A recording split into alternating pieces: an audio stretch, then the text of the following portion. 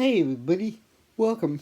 My name is Karyn Laura, and I'm back with a brand new video for all of you. Today I'm going to talk to you about my trip to Las Vegas last week, and how I travel with a powered wheelchair. Last week was not my first time flying with a powered wheelchair. I've flown many times. This time, I did have a small incident at the airport going to Vegas with the TSA people. I happened to have a poncho on, and it was hitting my switch that swings my chin control in and out, and it was pushing on it, and my father came over to try and move the poncho off the switch, and then TSA women got very angry, got very mad, and started yelling at my father and my caregiver, and I had to tell them basically to shut up, which I did, and they did. But I understand that you're not allowed to be touched while the TSA is inspecting you and your wheelchair. You cannot have anybody help you during the pat down, which I understand to an extent. However, I think they should allow caregivers to be there in case something goes wrong with the chair or you. I don't think it was really fair of them to get so angry at my father and my caregiver for trying to help. I do not have to take off my shoes. They rub a little gauze pad on my shoes and all over my chair to touch for residue. And then getting on a plane for me is pretty uncomfortable because I have to be transferred from my chair to an aisle chair, which is a very narrow wheelchair that takes you down that aisle of the plane.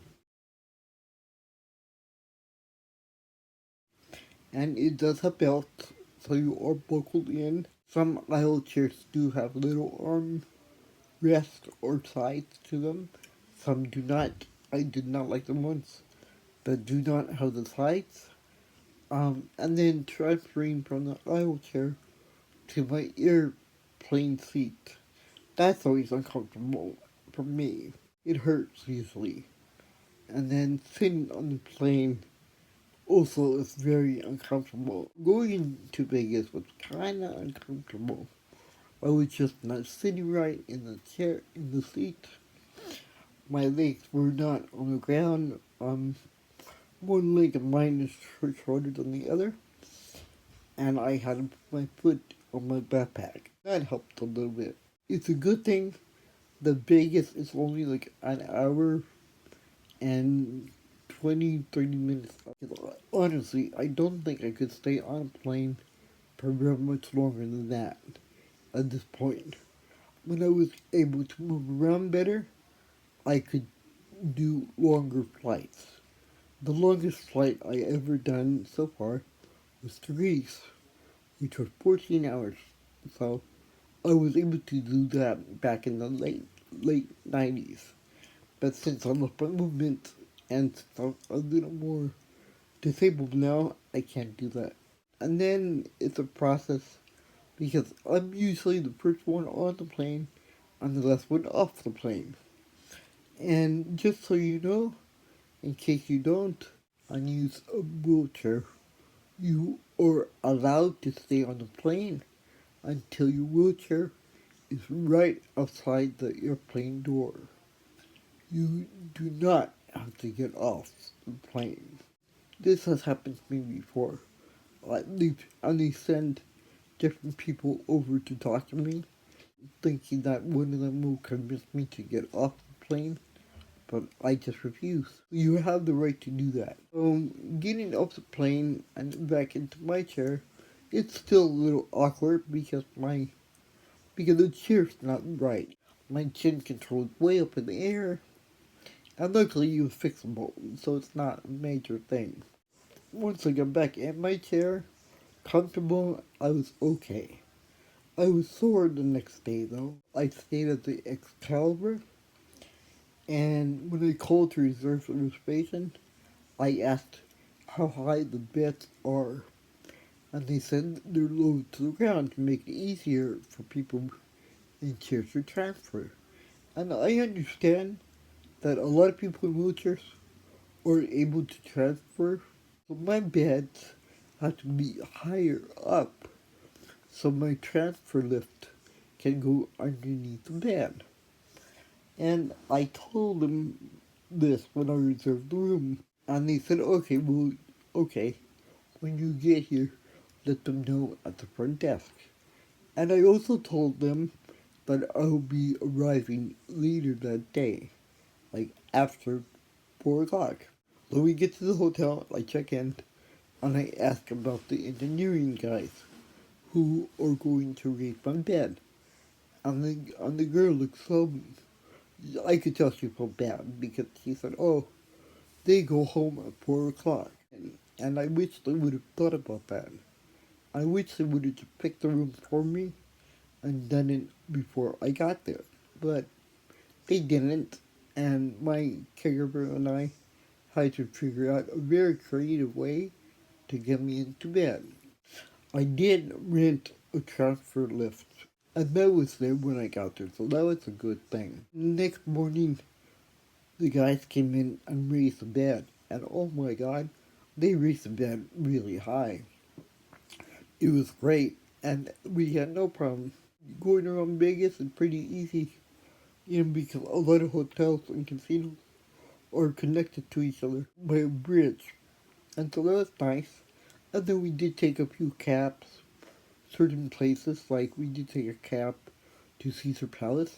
It's going around Vegas is pretty easy, at least for me, in my experience.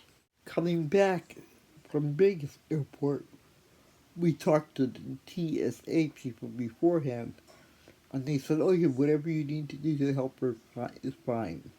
And I'm able to tell the TSA woman who is doing my pat down, what she can and cannot do to me.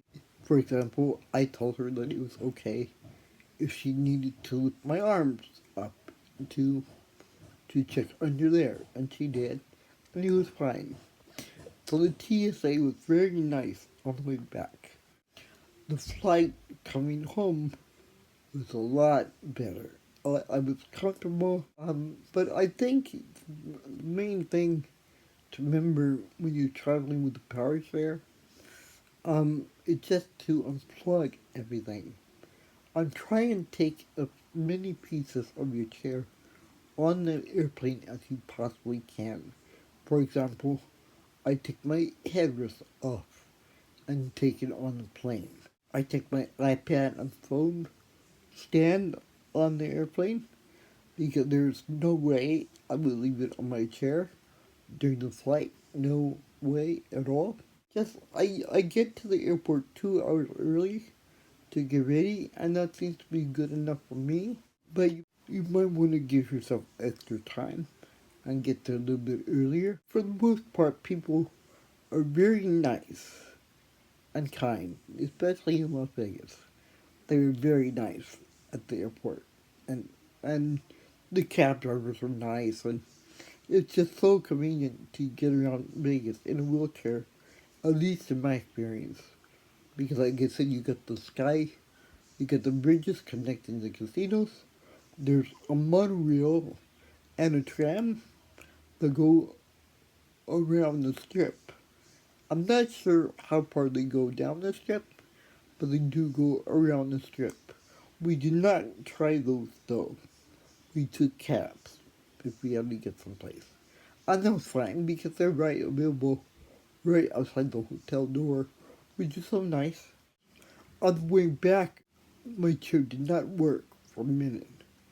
And I think it's because one of my brakes got bent a little bit. But nothing major. In case you don't know, if something major does happen to your chair while in flight, you can go to the airline office at the airport and put in a complaint. And they will have a repairman come and fix it for you. and of course they pay for it. Overall, Vegas was really fun. We had a really good time.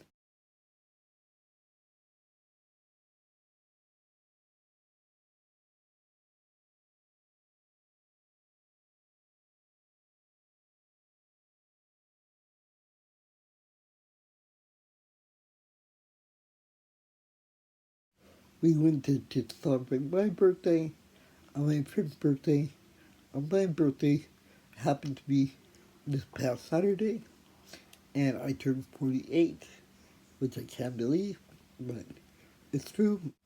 I'm hoping to do more disability topics like this on this channel. I hope you enjoyed this video. I hope it was helpful in some way. If you have any questions about anything about traveling with a power wheelchair, please leave your questions below, and I will answer the best I can. Thank you for watching. Till next time, my friends, keep rolling.